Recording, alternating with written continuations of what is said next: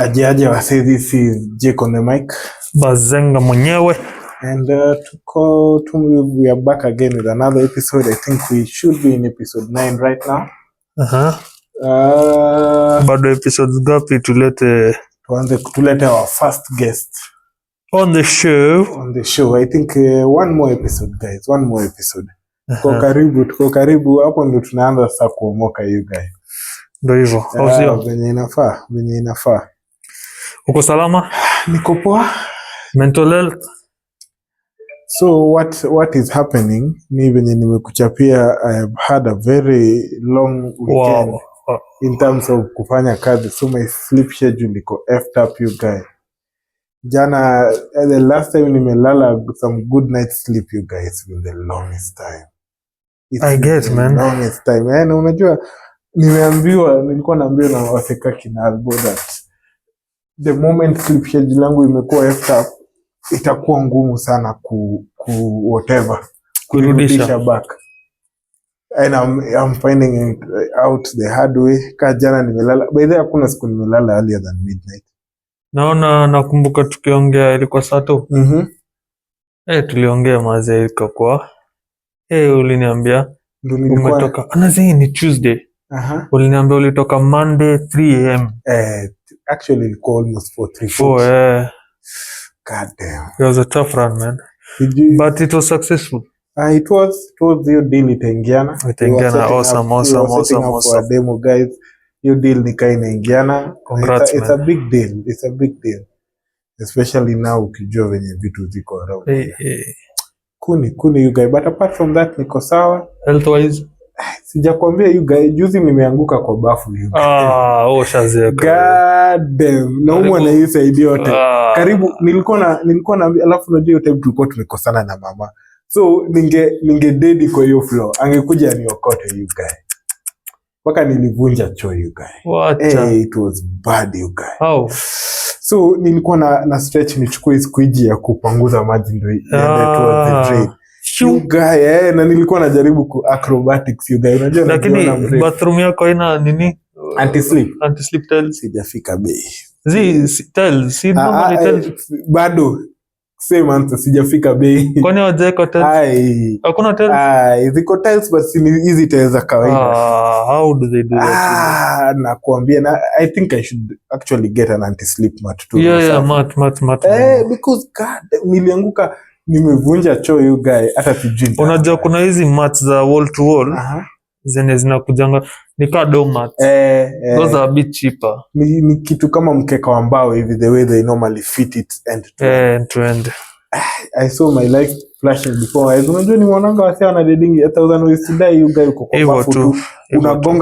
Unagonga tu kona ya Louis hivi you guy unaenda. Maze.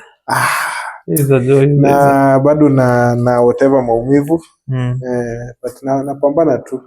At least I didn't die like the toilet you guys. Seems like I'm stronger than your material inaitwanga ceramic you guy. But apart from that nothing else interesting imefanyika. Tunapambana tu na life yenyewe. Unaendelea fiti lakini niko fiti. I'm of sound mind at the moment. That's good to hear. Na wewe uko aje mzee? Mimi niko tu pilika za maisha tu. Stika nilikuambia nilichapa ni 76 out of 100 kwa exam yangu ya DB you guys. Congrats. Thanks man. Congrats. Hebu waambie target yako ni nini ya the whole shit. You guys. Naitwanga ni hata nimezao first class honors. Hizo ni mastori zenye si tunasikianga tu. We know nothing about. Tunasikianga tu. But ni sawa, I wish you the best you guys. Why not? Man, thanks. Life, why not? Sasa the best part of it you guys. Presentation ilipigwa ngapi? 5 out of 5 you guys. Ile yenye ulikuwa na wako ile design nini. Unakumbuka? Ilikuwa inafanyika at the time when you were going through some shit. Wacha tu man. Pain makes us stronger you guys. I'm telling you guys. Sasa hiyo ni ilikuwa ya DB na tegea network. I see how I've performed and then sasa 14th kama 16th. Those ile time constant assignments. God damn, the 48 hours ndio. So sasa uko break. Sasa kuna daro. Hakuna daro haziko juu Okay, modules bado ziko lakini unajua mamode venye wanakuwa. Na hii yako ni distance learning, you can so unaifanya tu venye inakam. Nikimalizana na hizi mbili, I'm done with assignments. I'm done with 2 modules. And fully end to end, utarudi tena. Sirudi hapo database na nice one. Networking. And then projects systems. Nitakuwa nimemaliza like 75%. God damn, na naona unajua niliona ulichukua ile approach ya kufanya the most right now compared to towards the end. Ngori you guy, congrats. Sasa next sem nimebakisha modules mbili which is kuna e-commerce I think cybersec. Ngori you guy, ngori. So tunasukumana tu. That has been, I've been using that as my positive to make my life a bit positive. There's something thankful. Yeah. Unajua hii maisha unahitaji kujichocha you guy. You guys say nasikia nimebeat lakini tunapiga hii kitu and then tuingie wera kidogo, alafu tuone venye weekend itaanza sasa. Weekend yangu ni marathon. Mimi nimekwambia niko down na bado ndio haijatoka. But hata tupige huyo jamaa ile deal nyingine but hata yake haijatoka, kaya yangu haijatoka, yake haijatoka. Ni kubaya you guy. Ni kubaya, but sawa. You need any help you guy? Niko sawa. Unajua mimi nilikuwa naongea na wife leo. Nilimwambia maze niko chini design nyingine jana pia nilikuwa naongea na mzee nikamwambia sasa si uchangamke, kuna something we're talking about na akaniambia si uchangamke, kaambia mwezi kwa kona unasema nini? Iko kwa kona ikianza sani kingine nilikuwa nataka kusema ni safety guy. So you are I think you are in a better place you guys. The fact that haijaingia bado. No, but sasa unajua Bland, I don't normally like this because unaanza I have looked for money elsewhere ya kunisustain. Nimevunja bank kidogo place nyingine. The problem is I'm not using that money responsibly. So sasa zile nitapata do I'll be in much deeper shit. I understand. Yeah. So I don't like that, na mimi najijua vizuri sana about that shit. Damn. But ni sawa tu, ni sawa. It is what we don't complain. It is what it is. As long as tuna breathe na as long as maisha inaendelea, it will still continue. Maze. Sawa, niambie apart from that, pilika vingine za life. Tuko tu maze kupambana. Pambana. Jana kulikuwa na ile event tuliattend. Tulishikanisha wase huko. So acha tuone venye kutanda. Tunacheza big boy deals. Yeah man. Hivyo ndo si playing ya tuogopi. Ndio sasa. Na ilibamba. Ilikuwa kwamba these guys are dope. Imagine mimi nilisikia hiyo shit na mimi sikujua that Kenya kuna madrones za kumap out farms na kucheck hizo shit. Nilisikia na huyo Jangoz. Na mimi nasikia sana natafuta tu suti you guy. Kwa nini? Mbona hivi venye navaa you guy? Umeanza kuona? Do you know nikianza job huku nilikuwa nasikia ufala kuvaa hivi official. But sasa ikafika mahali nikaanza kuona the importance. Tulitokingi about it some other time yenye umeingia hivi a place unaona venye wasio na kuangalia. Lakini you see why I like wearing like this ni kumaanisha I don't give a I don't. So hata tukipatana na msee yana niona hivi anasema msee kuna venye siwezi mcontrol. Bas. Umeona kama attend event kama hii, switch to English. If he has attended such an event like this, then definitely it doesn't give any. But sasa you see, I get where you are coming from. Those are those levels of money then fuck you man. I get it. Even me, I'm struggling towards I have the attitude, but where the money is, that's where the line. I'm going there. I'm not rich, but I'm going. So the way I see it, when I have a lot of fuck you money, the way I'll be doing it, ni zile designs navaa zile zinaitwa cliche you guys. Yenye niko na body a full suit yenye ni same thing una get. I see. Design ya hii. I see. You get that's where I'm planning. But I also see the aspect that you're talking about, because when someone sees you like the way umevaa, there are some notions that come to their mind. Unajua people always be, watu ni watu tu. People be judgmental. Kawaida. That's how it is, man. But ni sawa tu. Ni sawa tu, you guys. Sasa Eid is around the corner. Is around the corner, you guys. Tell us what you have planned. Mimi ndo maana nilikuwa nakwambia my weekend is a marathon. Because sasa kuna kuchinja you guys. Kuna kuchinja and then kuna sasa obviously so unajua Eid inakonga mambo na family whatnot, so it's going to be a bit of a rush, you guys. But I hope iende poa. I believe me not taking a toll on me. Not taking a toll on me. You know what? Phoebe told me this about myself some other time. And I see Phoebe ako wapi by this? That guy went for operation. What happened to him? Apparently he was almost blind. What? No, not almost blind, but he was there. But he wasn't seeing. Yeah, he went for an operation earlier this week.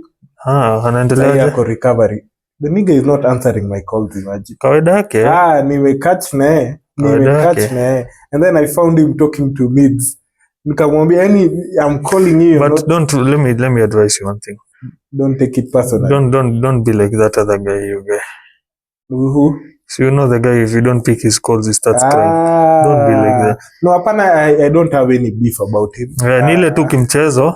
And then, but it's not that serious. It's not that serious because si yule jamaa mwingine. Unajua nini? Because I know I don't take people's calls. Okay, squeezy I normally try. Yeah. But I don't. So I wouldn't have beef with anyone for not taking my call. It's just that even when I was calling him because I wanted to find out how he's doing because I knew he went for surgery. But ni sawa tu, it is what it is. I'm not a woman.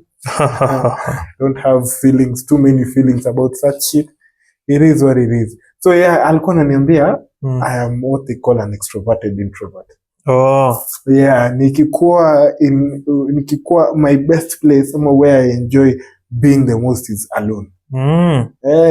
But nikikuwa among people, I'll be extroverted. But where you thrive most. It's being alone, and I see it's almost the same with you. 100%. I think most of the guys who are in IT, who are in tech for them being in tech, not for ati necessity, ati nahitaji kufanya kitu. But if it's like a hobby and like you've gotten into it and you love doing what tech you are working with, I think you'll just end up as an introvert. Yeah, and it makes sense because at the end of the day, people can be boring sometimes. Yeah, it is what it is, man. Even the people who are loved ones, wengine wanakuwa boring, you guy. I was asking myself, is it possible to live in a world by myself, you guys? I know it's tough. When you go down that rabbit hole, it's very tough. But on the other hand, it is what it is, man. It is what it is. I think we had told these guys that we'll give them a brief breakdown of the finance bill. Yeah. But that was some few episodes back. By the way, we've lagged behind on short content, which we are working on. Just getting things in order, schedule kiasi iko. Even the place where we normally shoot ilikuwa changed kidogo. I think things are moving around that are not within our control. So we end up just doing it the way we can do it. But the thing we make sure is that the long episode lazima every week. Lazima. Even if we miss this week, we'll release 2 next week. Yeah. So, by the next week we have some new gear coming in. New set of mics. By the way, and a new tripod. Because of our guests. Yeah. Na hii ni pesa investment zetu, you guy. Sio mambo YouTube, you guy. I just remembered you removed it off pocket, you guy. Sasa ndio nakwambia kana ni uma ni aje. Oh no. Na wewe nilikuwa na expect hiyo deal ita come through. Hiyo pesa hiyo deal ita come through, but haija. It is what it is, guys. Anyway, acha tuache kubiach. You'll tell us in case of anything. Hamna pressure. Sasa I want you to lead that conversation. Yeah, I don't want you to get into it because you know what happens when people discuss about finance bill. What happens? Hey. So I just want you to give me your views and you stop it at that. Let me do the harsh talking today. Yeah. Because tell guys the way you have a rule today. I'm maintaining my curse words. Yeah, you're no swearing today. No swearing today. I'm trying. Let me see how it goes. You really have. I've not heard you say. Ujasikia nikisema biatch. Wacha tusijifanye. Tusidanganyane. But anyway, let's before we get into the harsh stuff, Ama, we'll wrap up with that topic. Okay, so okay. There are two things to discuss about this finance bill. Episode was supposed to be on its own. Yes, a separate episode. But recently, KRA introduced CRSP on motor vehicles, which is the current retail selling price, which we'll also delve into. But let's start off with the finance bill. Okay. Let's light this fire up first, all right? Naiwake. So, we haven't gone through it fully and we've not understood. We are not lawyers, we are not lawmakers, we are just two random guys who two wise guys. Too wise and learned. That's it. Yeah.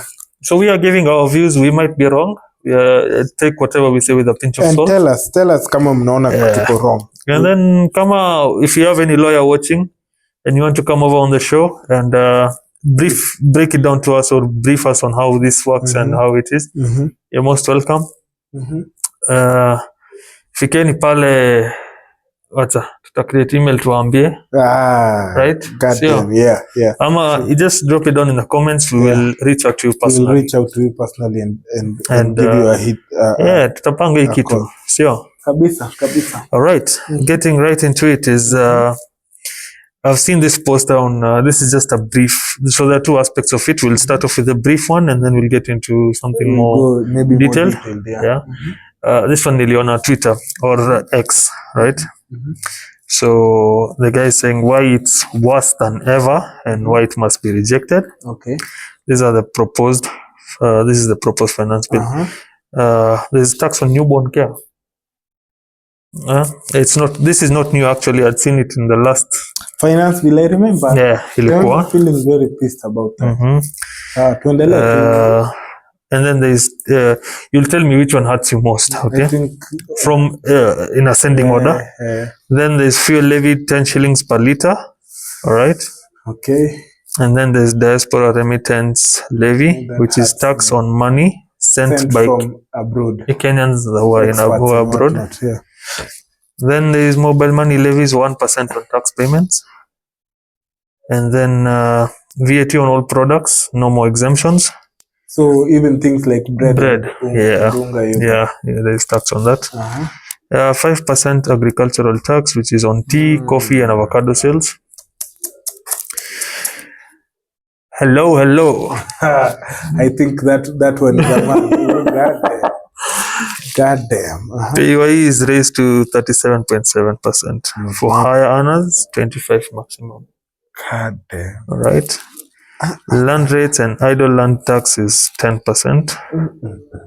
Mazingira eco tax levy on nearly all goods. Okay.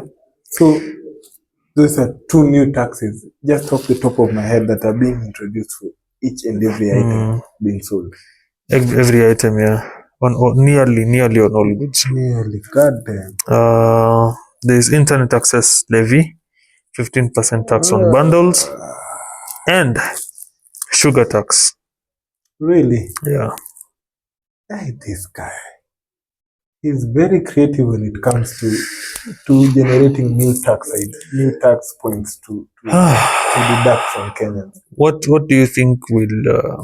okay, for me, let me give my view and then we can... For me, I feel like once you put tax on fuel, you have indirectly put tax on the cost of living immediately skyrockets, right?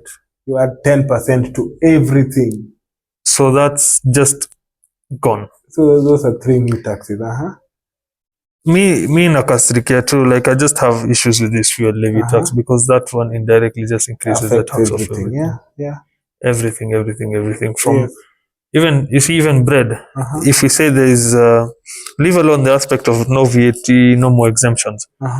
But if fuel is increased, prices of bread and milk will increase. And what's the average Kenyan consuming? Bread and milk. Bread and milk only, you guys. You see? What do you think? What do you think of this whole tax? So just let me warn you in this. Just be a bit calm. Okay. I don't want you to go missing. No, right now I'm more disappointed than I am angry. Because this guy promised when he came into government, he promised, and I remember it was among the first days. He said that every individual, I want to raise the taxes for everyone until the least amount. I think it's normally when he came in, it was around 22% of your income is taxed. Yeah. Now he's taking it to a point whereby it's almost 30%. So for high earners, it's going to be 25% minimum. And for the normal niggas, it's 37.7. So why are poorer people being taxed more? So these guys don't get taxed, you guys. I know they have ways of kuhepa tax, and but you see, this works out in favor of them because they are high earners. No, but you would expect if someone is earning more, they get taxed more. Because that's the way, even I remember when we were being taught, unafunzwa pay na calculatiwa na salary levels. So how... It's like the graph that... Exactly. So how does that make sense? That's how it is. So, you kitu ya neonatal tax, also, I feel like there are some services that should be free in humanity. Kwa sababu, you know the population is declining in the world right now. 100%. The population is declining very badly. Okay, 100% I agree with him, not 100% declining, but... Just to be clear. Yeah, but you know, they're not as wise as us, so you have to clarify. There are some people who can't follow a sentence. So if you charge that, you know, I told you the other day, I don't know whether I told you that I feel like right now I don't want to have a child, but I'm afraid that I'll feel like this until it's too late. It's too late. Kwa sababu it's too much responsibility. True. You know, when we grew up, there was a free primary education. Guys used to shout out to Obako. Mwai. Yeah, the guys used to go. So maternity umelipiwa, you've been paid for maternity, you've been paid for school. So all you need to do ni wewe tafuta ya mtoto kukula. That's it. Sawa ni nato the data bundle shit. I think that's more strategic. Yeah. He wants guys to get off Twitter. Yeah, internet. Yeah. I think that's more strategic and it sort of pisses me off. But ni sawa tu, mkuna mkate ngumu mbele ya chai. I always say. Sawa, what else? Eco-levy, what the fuck? What is eco-levy? Yeah. As in, you know, he's trying to, is the mazingira shit. He's trying to, what is he trying to do? He's trying to make Kenya make it seem like he's so what is it called? Environmental friendly. And we all know that money is going to go into his pocket. And then I'm asking myself, do you know that Kenya normally sells carbon credits? They do? Yes. It's I remember there was a time, there was a documentary. Day. He normally sells that and I think it goes to his pocket. Wow. So I feel like all of these are just avenues for this guy to steal. That's my general overview of it. I feel like I'm so tired of being pissed off by this shit. I'm just like, watch it to ifike to 2027. We will remove. You know, that's a discussion I was having with Mzee. And I told him, this guy is not going anywhere. He's not. I know. Even 2027 he's not going anywhere. I know. And then Mzee was like, no, he's going. I'm like, he's not going anywhere. He's not. It's unfortunate, and I don't want to accept the truth, but that's the truth. There are some things that we were talking about with Dosi Paleju. Remember that time when we were driving from? Yeah. I can't say that shit out here because he'll come for me. But I felt like that was the only option we had, because he will not come out of it. He will not let go of that power. True. But anyway, I feel like okay. So let's continue kidogo. But let me ask you this right now: do you think that it's going to pass? The finance bill. Yeah. I think yeah. Because I don't think guys will go to parliament again. He already has the gas is gone. Guys are just tired. Because how can you explain abducting that? Unless what will happen now is like guys go and it just turns wild and it's like, okay, you need to step down. It will be like the coup, like the Arab Spring. Yeah. We were so near. If it wasn't for Kahalifu, we were so near you guys. Kahalifu and that other. We would have much. Kwanza, with that energy that guys had going into parliament. Facts. They go to the state house, you guys. Yeah. But I wonder what keeps going on through his mind, seeing guys retaliate like that and him being just perfectly okay with that shit. I don't understand. It's a bit tricky for the country. It's a bit unfortunate. Yeah. It's a bit unfortunate. Businesses are closing down. The other day when Kina Mose went for that marketing gig, trip, apparently the factories that they had set aside as the ones that they were going to visit, they found that they were closed. What? Imagine over 3 to 5 factories that they had planned, tea factories that they had planned to visit. They found that they were closed. Soko iko chafu. The market is so bad for tea right now. Because and you see, this guy is he has agricultural tax. We are not even producing enough to feed the country. We have to go and buy mahindi kutoka kwa Mama Mia. Mama Mia has to give us mahindi, and then you add tax to it. Alafu unajua what it will be, how he will implement it. He'll put the tax on things like fertilizers, on things like seeds. For you to be able to sell to specific places, you need to go and buy certified seeds from Carlo or some. See, that was the aim of also GMO. That whole aspect of GMO is for you, by the time you get the license to plant, you're supposed to get it from a very specific place vendor, and those were GMO seeds. But did you have a problem with GMOs? I've not done my research on it, but I feel like why go GMO when you used to go natural? Because GMO produce more yield. Yeah, but resistance to crop to pesticides. No, not pesticides. Resistance to pests. So utapata, pests, you'll find like a mahindi there that we normally have a type of weevil. Now let me ask you something. Kwani, when Sagod was creating these plants, he didn't know what he's doing? No, most of these plants, that I forgot to add it to the group. Most of these plants that we are eating right now were actually created in the lab. I told you, even things like cabbage and skuma, they did not exist naturally. They were just. But that's another discussion. In the Bible, we say there is a verse that says that God gave us the mandate to be co-creators with Him. It's you remember the type of conversation like nature versus nurture.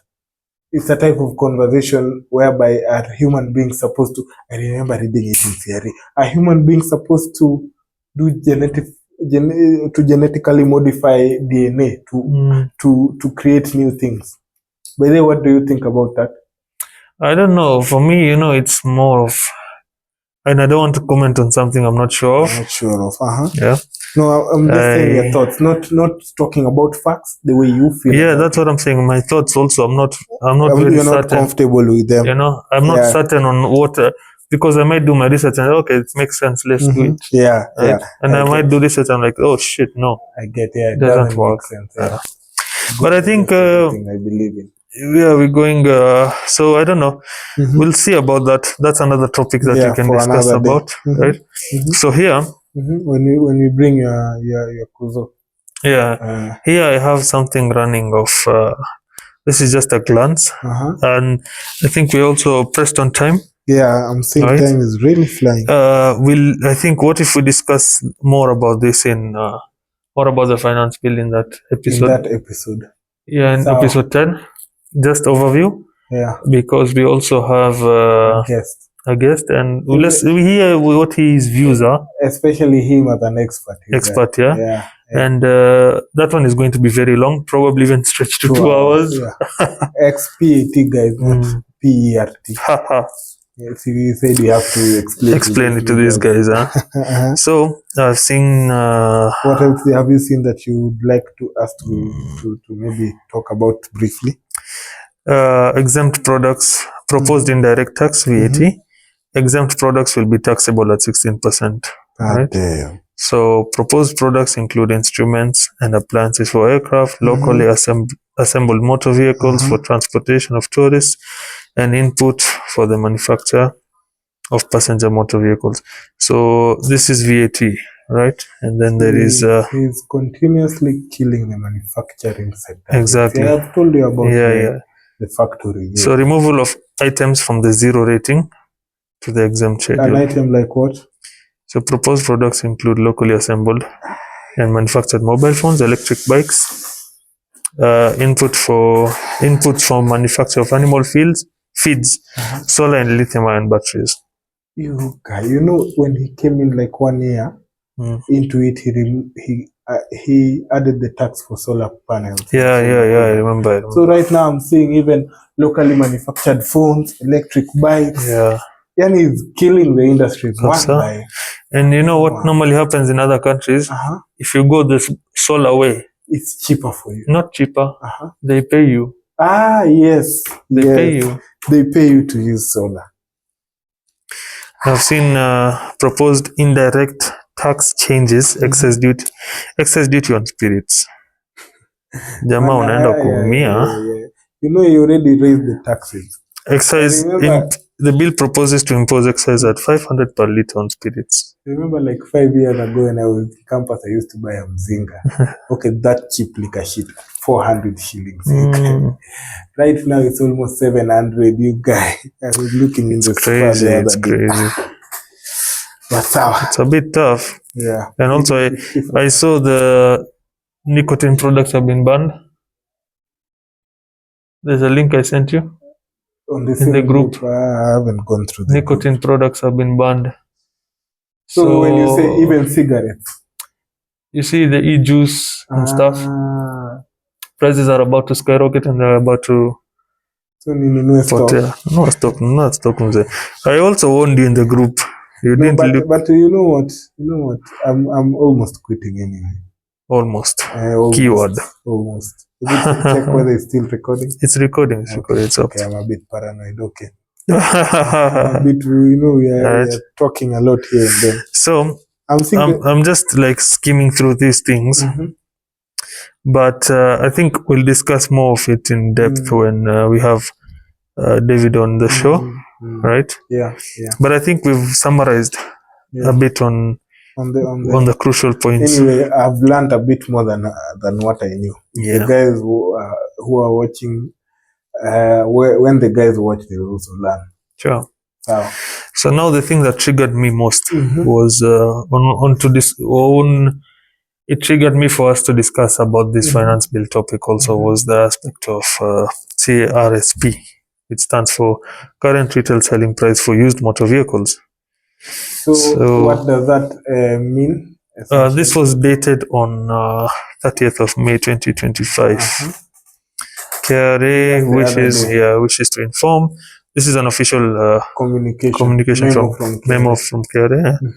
The KRA wishes to inform the public that effective 1st July, a new current retail selling price (CRSP) schedule will be applied in the computation of customs value for used motor vehicles imported into the country.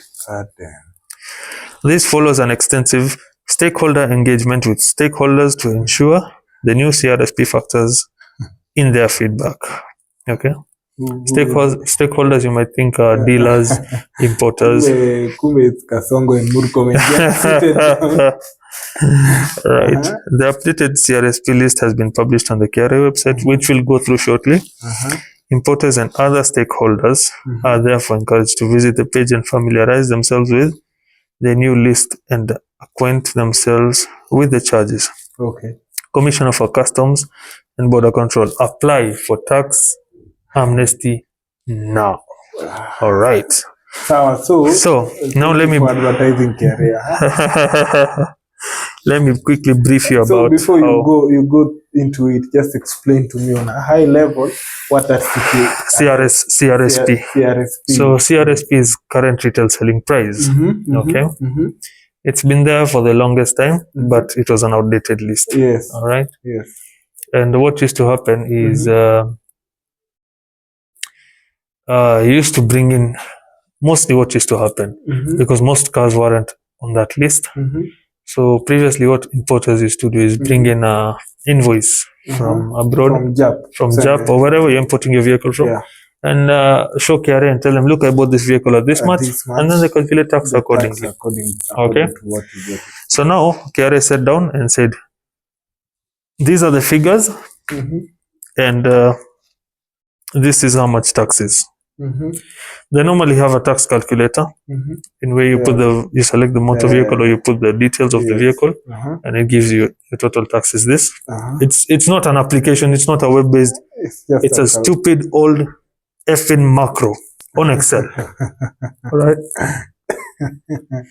So with this new system, they have updated the list and they have told you this is how things look. This is the CRSP of the vehicle. Whether you bought it cheap or whether you bought it expensive, this is the CRSP. Okay, actually not expensive, because if you bought it expensive, they will use your invoice. But if you bought it cheap, you use the CRSP. Okay. Consistency is what they not be practicing there. That's what I was explained by a friend. But I could be wrong. Whether you bought it expensive, you'll still use the CRSP. Okay. All right. And go on. I remember you telling me that they introduced a new taxing sometime, I think it was earlier this year, new taxing not initiative, but a sort of way of looking at it, whereby if you're buying, let's say, a Prado 2020 model, they'll go to a dealer, not a dealer, to an official, let's say like Toyota Kenya, and then they go and find out the price for a model like that, which is brand new, and then they'll tax you based on that. So now that was the idea, but what they've done is they've sat down internally with their stakeholders, and come up with pricings. Yes. Right. So they'll not need to go to Toyota or confirm anything. They have come up with pricings. So. And this pricing, you know what? First of all, I might be wrong, but from what I understand, locally assembled vehicles are not subject to that tax. Okay, really? That's what I understand. And that's what I was reading in this new finance bill. That's what they're proposing, that there will no longer be exemptions for locally assembled vehicles as well. Right?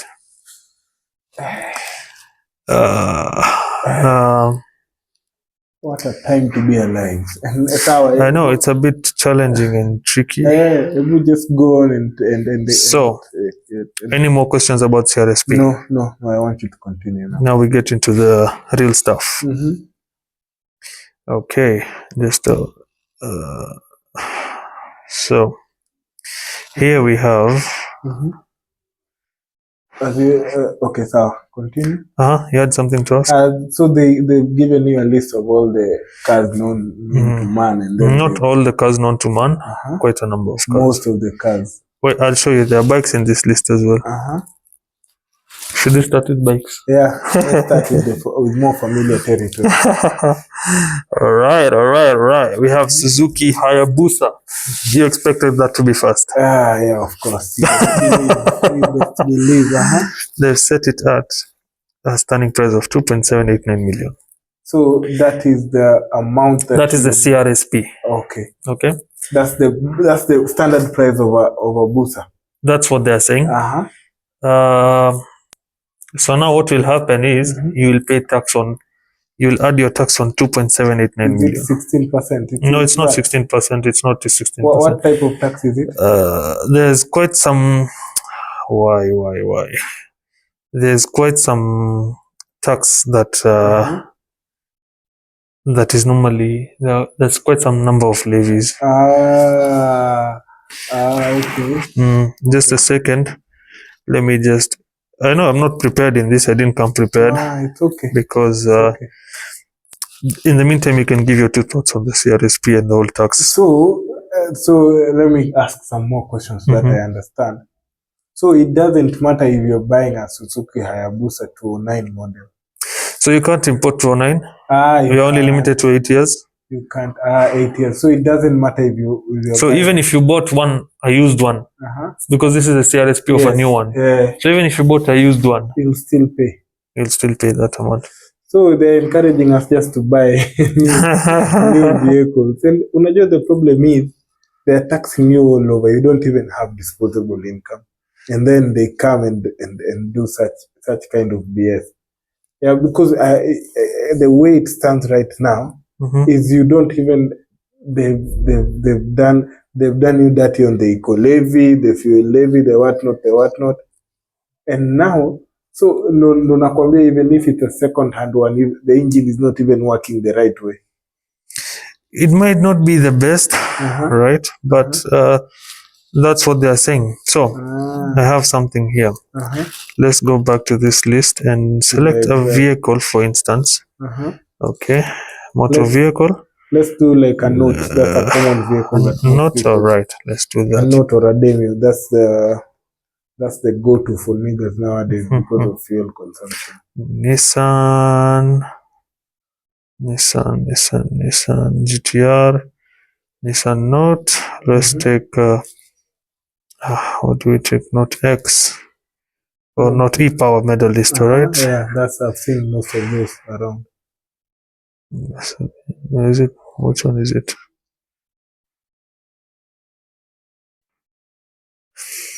You know what the CRSP of this vehicle is? 3.7 million. God damn. Okay. That's a Medalist. Have you ever heard of a Note? Let's go. Let's do Toyota Vitz. So have you ever heard this is like the top range of notes. Of notes. Let's just quickly scroll to Toyota. Have you ever heard of someone buying a Note for 3.7 million, guy?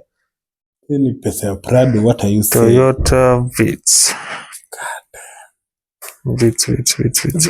Where is Vitz? Here. I think this episode is just breaking my heart.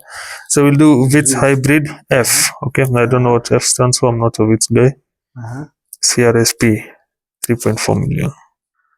Okay. God damn. Come on. God damn. So 3.4 million. Let's quickly go back to the tax calculator. Select month. We say it's April 2018. Okay, let's say November 20 October. Okay. Motorcycle, no, motor vehicle.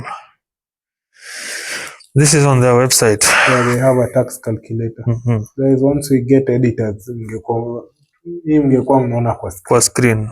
But by the way of late, nataka ni try upgrade my editing skills at least. I support us. We can't ask niggas to support us if we don't support. They are not supporting. They are not supportive. They are banning. Okay. So a Vitz of 1300cc. So what's the duty, guys? He's just doing the configs for the tax calculation. So customs value, CIF 590,000. You see how fucking work their website is. It's not even calculating. It's not even giving me the duty here. Anyway, so amount is 3.6. How much was it again? 3.4. 3.4. So we'll just do 3.4 million. I mean 3.4 million. 3.4 million. Okay. Calculate. That's on 544,000 is VAT only. No, this is VAT. Come on, man. Why aren't you working? Yeah, this is how work the KRA systems are. So unajua, the thoughts that are going through my mind right now is I buy a car using financing, bank financing. Here we go. So,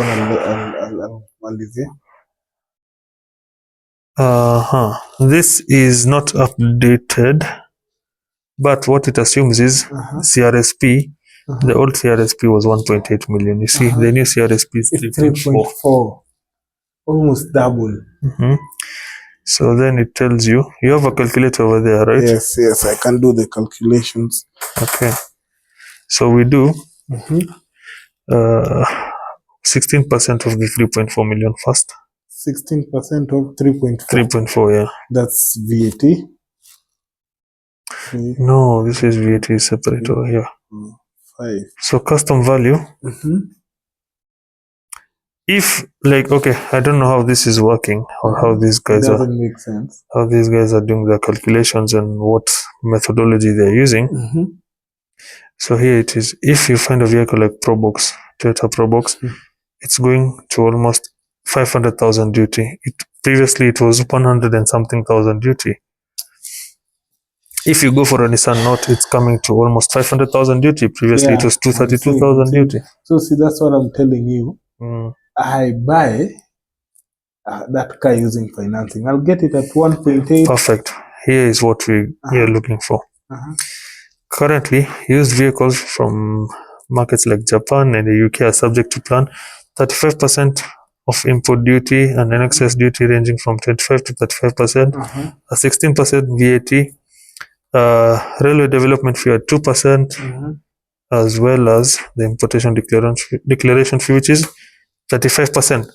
We have the math over here. Okay, let's do this. Subject to 35% of import duty. So that's 35% of 3.4 million. 35%, that's 1 million already. Okay. An excess duty ranging from 25 to 35%. Let's put it at the minimum 25%. So 25% of 3.4 million. Times 3.4, that's 850. So that's 1.1 plus 850. Okay. That's 1. Okay, 1 plus 850. That's almost 2M. No, that's 2.2M, right? Yes. And then there's 16% VAT. Okay. Times. I don't think it can be this much. So this is what here is saying. This is saying. Currently, used vehicles imported from markets like Jap and the UK are subject to an import duty of 35%, an excess duty ranging from 25 to 35%, a 16% VAT value-added tax, a railway development fee levy at 2%, as well as the import declaration fee at 3.9%. I think some of these things are done as a percentage of the tax already. Of the tax? Of the tax, because but you see, the CRSP does not include the tax. So, because what normally happens is even when they are doing payee and their reliefs, they normally calculate a percentage of the tax, and that they add it to the whatever. So the funny thing is, a number of cars. You see, car taxes will go up by 145%. That's what I mean. So 145, let's just do 145, 1.45 times 3.4 million, 3.4 million. That's 4.9. Yeah, it's so 4.9 minus 3.4. God damn. You can buy a car with that tax. So that's 1.5. Yeah, okay, it's not that far from the calculations that we were doing.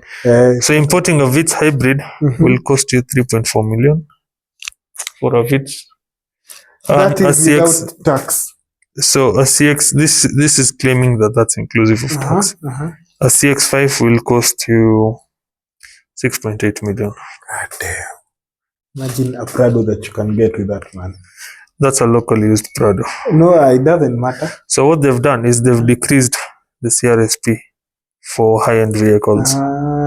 So you Do you know why? Why? Because of the upcoming election, so they can buy more vehicles. You know what I'm telling? So let me ask you something. This is a gazette notice that has been sent. So this is officially from KRA. To law. Not true. They've already told the guys, this is it, and familiarize yourselves with it. We'll apply it. We need to know, is it possible for you to know the cutoff date? I can check on that. Because what this essentially means is, and you said that they've increased for low-end cars and high-end cars they've reduced. So yeah, there are a number of high-end cars that they've reduced. That one I've also seen, and I was like shocked to see. That is, we are going back to the story of 37% on the common mwananchi and 25% on high and on people who earn high salaries. How is that fair? So if you have money, you get more money in return. But exactly. If you are poor, where you are actually, you see, here, this is just like, this is an example. Nissan Note, old duty was 292,000. The new duty is 570,000. You see. Oh my Mazda Demio, old duty was 268. New duty is 577,000. The Mazda CX-5 old duty was 800,000. New duty is 1.37 million yuga. And then God damn it. So now, here's the catch. The Volkswagen Tiguan, old duty was 616. New duty is 544.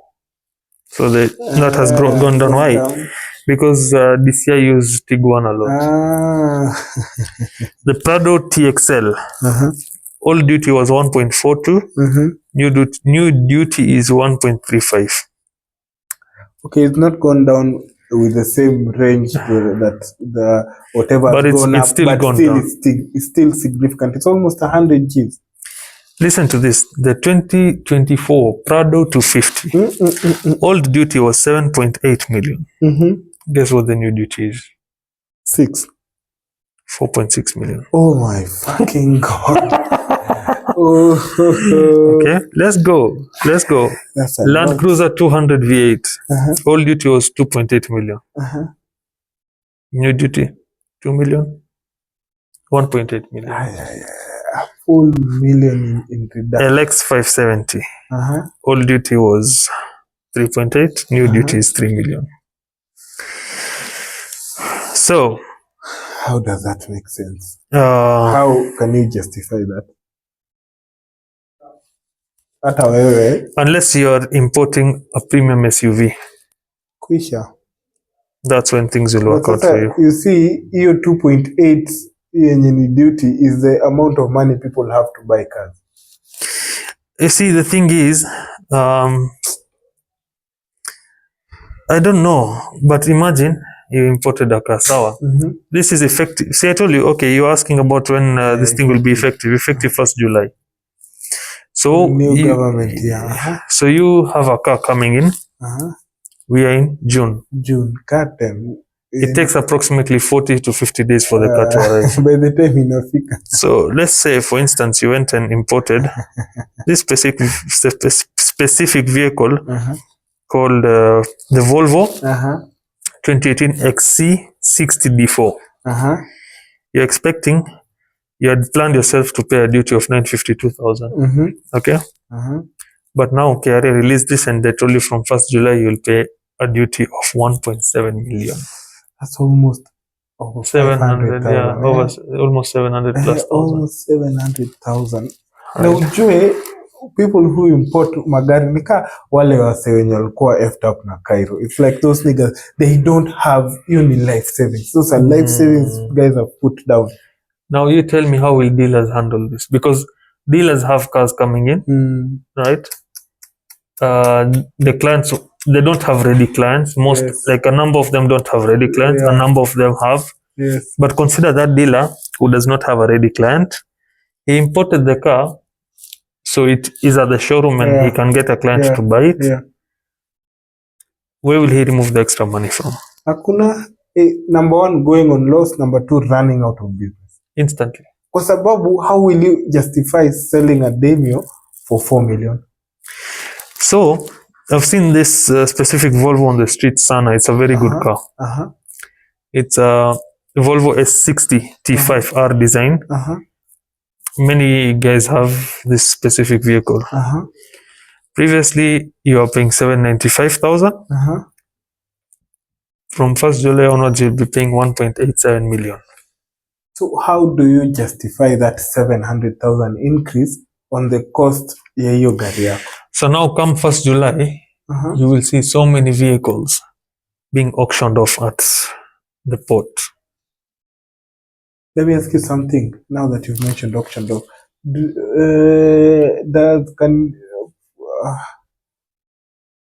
What are the price ranges of buying an auctioned vehicle at the port? See, KRA will sell it according to what the CRSP they say. So, but see, it's an auction. Yeah. If guys don't buy, they have to lower the price and See that it's bidding. but sasa unajua. So now what most of them do is they have their own guys to bid for those vehicles. Right? That's how the government works. So drum up the price. We've talked about the manufacturing industry going to shit. Now ndio hiyo motor vehicle industry.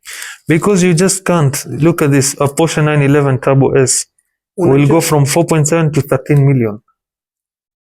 Duty. Previously, duty was 4.7. Now it's 13 million. How do you justify that?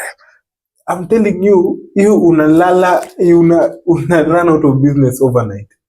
Because you'll have dead stock. How does that work? You know, I've seen, you know, my whole main concern is, the guys,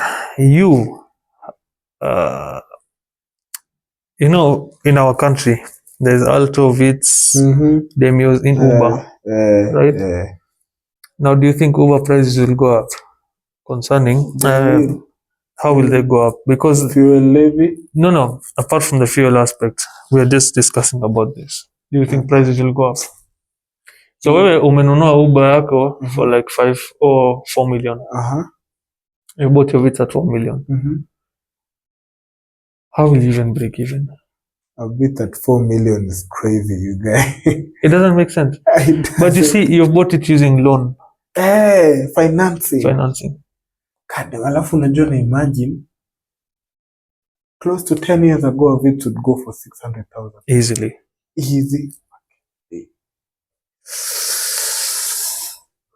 That's 10 times the price now. It's crazy. It's going to go down. So, but sasa unaona how I'm saying he's slowly deteriorating the country ama the lower middle class. Because the guy who could have easily afforded an Alto was going for 200,000. Same time. Yeah, okay, maybe 400, you just put it at around 400,000 for the sake of it. But look at things right now. Right now, you'll buy an Alto at easily 1 point. How can you justify that? 1 point. How can you? And now, you know what that leads to? Price surge in the market for local used vehicles, because no one will sell their vehicles now. Right. But I can and I think you remember when you were looking using a Harrier that you can get for 600,000, you'll easily get it for 1.2. Yeah, and it totally makes sense than. But sasa unaona hiyo ni kudeteriorate the country. That's now it means that the bad the easy vehicles zenye zina go around zitakuwa run down vehicles. You know, it's super tough. It's super tough because now I don't know how these guys will handle the duty of the incoming vehicles. I know majority of the guys washakuwa na heart attack, you guys, because imagine you as a broke guy, you had saved up your entire life to buy a Vitz. It's coming now. Iko kwa meli. but you are told the duty has been Hiyo ni doubled. depression. Hiyo ni Sasa depression. hiyo pesa extra unatoa wapi? Hakuna. No, nimekwambia even right now we don't even have disposable income. No, I kept on telling David to get that Porsche, you guy. That Now time. look. Actually, in this list, there's a Ferrari that's going for 400 million, you guy. God damn. Will you buy a chopper or will you buy a Ferrari? Huh? And how much is a private jet? It's around 500 million. Yeah, you can get it. easily get a private jet for 400. So I'm wondering, what will you buy? No, watch. I'll check on that. No. Locally, look, the price for a chopper in Kenya. Let's ask Google msema ukweli. Let's say someone, the chopper like Didi must have.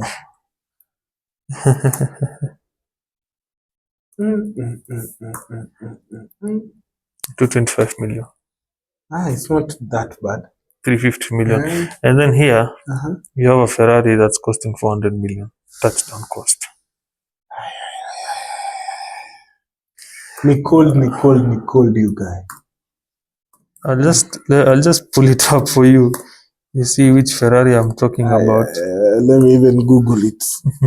A 400 million Ferrari, you guys. So, I don't know. This guy is kind of running down the country, man. Yeah. Running. Look at this one. It costs 117 million. What's that one? It's a Ferrari 488. 488. Right? 488 is costing 117 million. A Ferrari. You don't even have the roads to drive such a car. But just look at that taxi guy, right? How does that add up? But what he's slowly doing is that he's creating a rift. I think ameona tribalism won't work, so he's now targeting on social classes. I don't know, man. And but how social classes when the price of a Porsche 911 has gone up? No, yes, it has gone up, but at least they are paying less than. Yeah, in that aspect, yeah. But so, in this other aspect of, you see, I think they've reduced prices for their vehicles only. Either Prado 250, yeah, Prado 250, TX. I think it's actually very unfortunate. I don't know. See, unajua, he keeps on bringing up creative ways of fucking shit up, you guys. I don't know. Yeah, so this is actually the calculator I was telling you about, you see. It's an example. They have it over here. They have this calculator over here. We'll put links and whatnot to this when they calculate. It's I don't know. It's messed up. I think I'm now sasa depressed. Confirmed. And the way I was looking forward to reaching that point in my life where I have purchasing a vehicle. I know we were talking about it the other day. We've talked about it a couple of times, you guys. God damn. And I remember you mentioned, you were telling me, get me a vehicle within this budget. I'm like, okay, so we checked. We found some not so bad cars. Yeah. Not so bad, but sasa hizo pia zinaenda kupanda bei. Obviously. Zinaenda kupanda bei. 100%. Na ulijipiga kifua, you said that you don't want a Nissan Note or a Toyota Vitz or Mazda Demio. It sounds like heaven right now, man. Sounds like a Porsche 911. God damn, but it's very unfortunate. It's very unfortunate for us right now. Kinaturamba. I don't know what we'll do, but I've heard guys have taken this to court. I have heard that. I'm not really. So, wacha tuone. I don't know. I don't think there's only so much he can do. Yes, amefanya the most, but there's only to a certain point he can reach. Now, either way, he's not going to stay on that seat forever. Hata kama ni 20 years, but by then Kenya will be Congo, you guy. Will be in Congo. I saw another documentary, you guy. A river is running through a major road, kama hii between Nairobi na Nakuru highway, you guy. It's tough, and it's going to be. It's even getting tougher than this. Yeah. It's about to get tougher. Alafu unajua sasa anafanya even elections are around the corner. What about the second term? You know, The one he's taking by it could force. be that he's just trying to, he knows that he's not going to come back. He's So just is- trying to garner as much as he can. Number one. Number two, he wants to garner as much as he can from now. In second term, he knows that he's not going to come, but he has the power to bring himself back. Yeah, maybe ana consolidate his bases in terms of money wise, but Yeah, so he's getting enough chums to buy his second term. nataka kusema kukafunga, but he's already closed it. I feel he's trying to get enough chums to purchase his second term. That's what I feel. But I think also for this we can discuss it further in Wacha hata mimi I'll go through this, watch a couple of videos just to understand it vizuri, ndio tukuje to educate our majamaa. There is a video that Morph did on his podcast with a guy called Marvin. He explained it quite well. And yeah, you guys should go watch that video. And I think they'll be able to also, because you know, for us today we just came into it like we didn't prep. Yeah, we didn't prepare for much.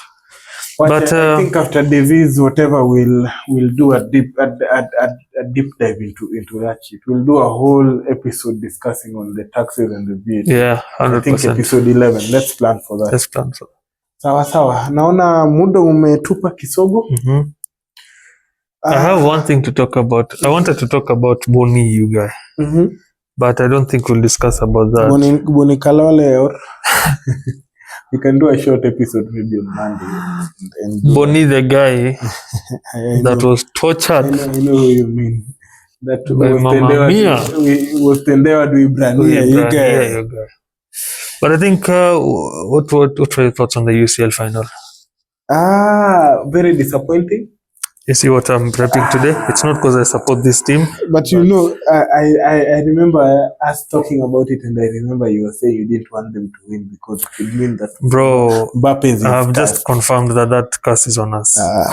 All the best. At least you have the chance to practice inside the league. You know, there are some niggas it's like tough. us. It's tough. but I didn't watch the match, but I had. What was the score? Tell these guys, imagine. But I had guys saying UCL final at 5-0. What was Inter doing, you guys? UCL final at 5-0. Kwani, how did Inter even get there? It's supposed to be at a C5-1. So it means that you weren't doing anything there. It was quite disappointing.